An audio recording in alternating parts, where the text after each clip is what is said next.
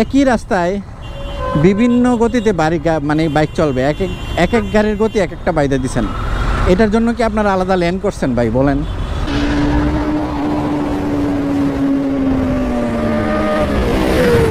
নতুন যে নিয়মটা হয়েছে বাইক রাইডিংয়ের, 30 কিলোমিটার গতিতে বাইক রাইড করা, আজকে 30 কিলোমিটার গতিতে বাইক রাইড করব।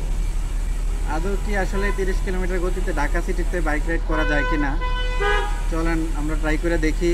আর রাইড করতে করতে বাকি কথা শেয়ার করবো আপনাদের সাথে।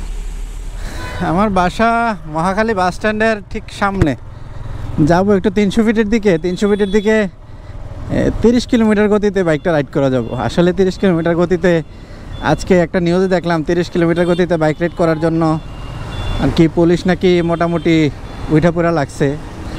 তো আসলে 30 কিলোমিটার গতিতে বাইক রাইড করলে কেমন ফিল হয় এটা তো আসলে আমাদের অভ্যস্ত হইতে হবে। যে অবস্থা শুরু করছে সরকার, কিংবা যারা এটা নীতি সরকার না সরি যে অবস্থা শুরু করছে এটা নীতি নির্ধারক যারা এই নীতিটা নির্ধারণ করছে তারা আদৌ চিন্তা করে নির্ধারণ করছে কিনা জানি না। তা আসলে এটা প্র্যাকটিক্যালি সম্ভব কিনা এটা একটু বোঝার চেষ্টা করতেছি। আসলে এই 30 কিলোমিটার গতিতে বাইক রাইড ঢাকা সিটিতে এটা কি আদৌ পসিবল কিনা, ঢাকা সিটির ক্ষেত্রে কিংবা যে কোনো সিটির ক্ষেত্রে এটা নিয়ম করা হয়েছে। আর মহাসড়কে করা হয়েছে 50 কিলোমিটার গতি, এবং এক্সপ্রেসওয়ে যেগুলো আছে আমাদের দেশে, এক্সপ্রেসওয়ে তো বেশি নাই, ঢাকা মাওয়া আছে আর এদিক দিয়ে 300 ফিটের এটা আছে। তো এই দুইটা এক্সপ্রেসওয়ে বাদ দিলে বাংলাদেশে তো আর তেমন এক্সপ্রেসওয়ে নাই। তো এক্সপ্রেসওয়েতে গতিকে রাখা হয়েছে 60 কিলোমিটার। তো এই 50 কিলোমিটার গতিতে ট্রাকের গতিও রাখা হয়েছে, ট্রাকও 50 কিলোমিটার গতিতে চলবে মহাসড়কে। তো মহাসড়কে আমরা যদি ট্রাকের সাথে পাল্লা দিয়ে চলতে চাই এবং আমরা 50 কিলোমিটার গতিতে চালাইতে চাই, না চালালে যদি আমাদের উপর পুলিশি কেস হয় তাহলে তো আমরা বাধ্য 50 কিলোমিটার গতিতে চালাইতে। তো 50 কিলোমিটার গতিতে চালাইলে যেটা হবে, ট্রাকগুলো আমাদেরকে ওভারটেক করবে, তারপরে পিক আপগুলো আমাদেরকে ওভারটেক করবে, বিভিন্ন ধরনের প্রাইভেট কার, বাস, এমনকি সিএনজি, মহাসড়কে সিএনজিও চলে, সিএনজিও আমাদেরকে ওভারটেক করবে। তো বারবার যখন ওভারটেক করবে আমাদেরকে কি করা লাগবে, লুকিং গ্লাসের দিকে তাকাইয়ে থাকা লাগবে, পিছন দিয়ে বারবার গাড়ি আসবে আমাদেরকে ওভারটেক করবে। রাস্তায় মহাসড়কে এরকম অনেক সময় হয় যে একটা গাড়িকে আরেকটা গাড়িকে ওভারটেক করে এবং ওই গাড়িটাকে আরেকটা গাড়ি ওভারটেক করে। তো আমার ক্ষেত্রে তো সেটা ঘটবে, আমি আস্তে আস্তে চালাবো, আমাকে ওভারটেক করবে একটা ট্রাক, ওই ট্রাককে আবার ওভারটেক করবে একটা বাস। তো এইটা করতে যায় কী হবে, আমার দেখা যাবো চাপ দিয়ে রাস্তার বাইরে ফেলাই দিছে। এটা ঘটাই স্বাভাবিক না, ঘটাটাই অস্বাভাবিক। এই যে দেখেন 30 কিলোমিটার গতিতে বাইক রাইড করার ফলে আমার পিছনে যে প্রাইভেট কারটা উনি আমাকে এখন ওভারটেক করবে। তো উনি কোন দিক দিয়ে ওভারটেক করবে আমি বুঝতেছি না। যাই হোক, করক, যে দিক দিয়ে মন যায় দিক দিয়ে, নাহলে মাইরে দিয়ে চলে যাক, সমস্যা নাই। কী করবো, 30 কিলোমিটার গতি বাইরে দিছে, চালাইতে হইব 30 কিলোমিটারই। দেখেন কোনো গাড়ি কি আছে যেটা আমার ওভারটেক করতেছে না? তো এইটাই তো ঘটবে যদি এটা যদি কার্যকর হয়ে যায়। কার্যকর অলরেডি হয়ে গেছে। পুলিশ যদি গাড়ি ধরা শুরু করে, ওই যে ট্রাক বাই চলে যেতেছে, পুলিশ যদি গাড়ি ধরা শুরু করে, এই যে দেখেন আমি কয় দিকে খেয়াল রাখবো, লুকিং গ্লাস দেখবো না নিজেরা সেভ করবো না সামনে দেখবো? চালাইতে থাকি 30 কিলোমিটারে, পিছনের গাড়ি মাইরা দেওয়াটা স্বাভাবিক, বিরক্ত হইয়া পিছনের গাড়ি আমার মাইরে দিয়ে চলে যাওয়াটা স্বাভাবিক। কারণ আমি 3 নাম্বার গিয়ারের বেশি উঠাইতে পারতেছি না। 30 কিলোমিটার গতি মানে 3 নাম্বার গিয়ারের বেশি আমি উঠাইতে পারতেছি না। তো এমনি যদি আমি যাই, আমি উত্তরা পর্যন্ত যাইতে আমার কত মিনিট সময় লাগবে, আর আমার বাইকের তেল কি পরিমাণ বেশি খরচ হবে। তো এটা আসলে বলার অপেক্ষা রাখে না।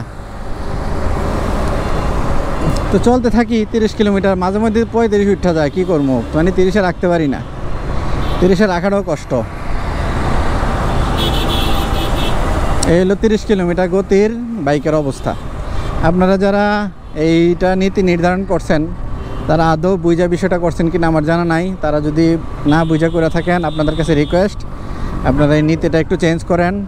অ্যাটলিস্ট 50 কিলোমিটার গতি শহরে রাখতে হবে, নাইলে আমরা আসলে বাইক রাইড করতে পারবো না, আমাদের জীবন ঝুঁকির মধ্যে পড়ে যাবে।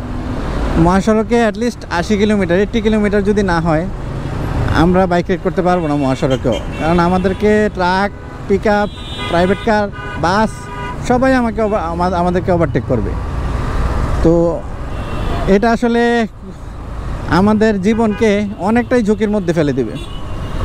তো আপনারা যারা এই নীতিটা নির্ধারণ করছেন তাদের পুনর্বিবেচনা করার জোর দাবি জানাচ্ছি। এই নীতিটা চেঞ্জ করে আমাদের মহাসড়কে অ্যাটলিস্ট 80 কিলোমিটার এবং সিটিতে 50 কিলোমিটার এটার নির্ধারণ করে দেওয়া হোক অ্যাটলিস্ট। আর একই রাস্তায় বিভিন্ন গতিতে বাইক চলবে, এক এক গাড়ির গতি এক একটা বাইরে দিচ্ছেন। এটার জন্য কি আপনারা আলাদা লেন করছেন ভাই বলেন?